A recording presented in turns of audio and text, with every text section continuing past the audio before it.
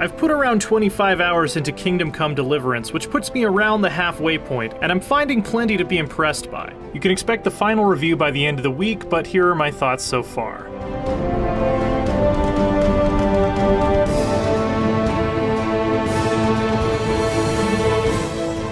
The large chunk of wooded medieval Bohemia across which the bloody and dramatic story takes place shows significant attention to detail and is filled with little historical touches that help it feel like a real place. Towns, farms, and logging camps are all laid out with a strong internal logic and built on a scale that makes sense, as opposed to the standard RPG city in a game like Skyrim that's designed to feel large but really isn't.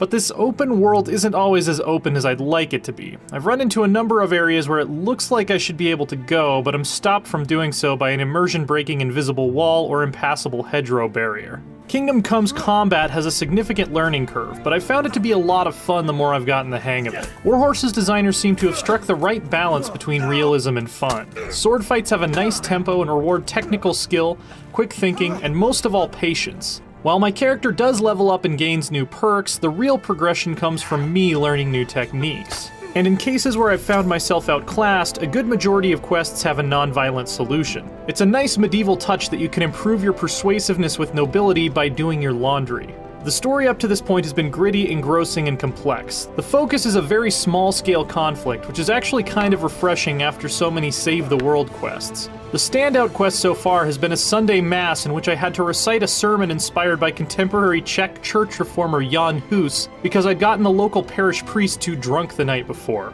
It's a well-written bit of levity during medieval wartime, and I laughed the whole way through. Some of it is a little overwritten, though. During some parts of the main quest, it felt like the wordy dialogue scenes are longer than everything else put together, while I'd rather be out exploring or stabbing bandits in the face. Deliverance has been delivering its share of technical issues as well. For example, what's wrong with my neck here? But at least nothing has really gotten in the way of my progression.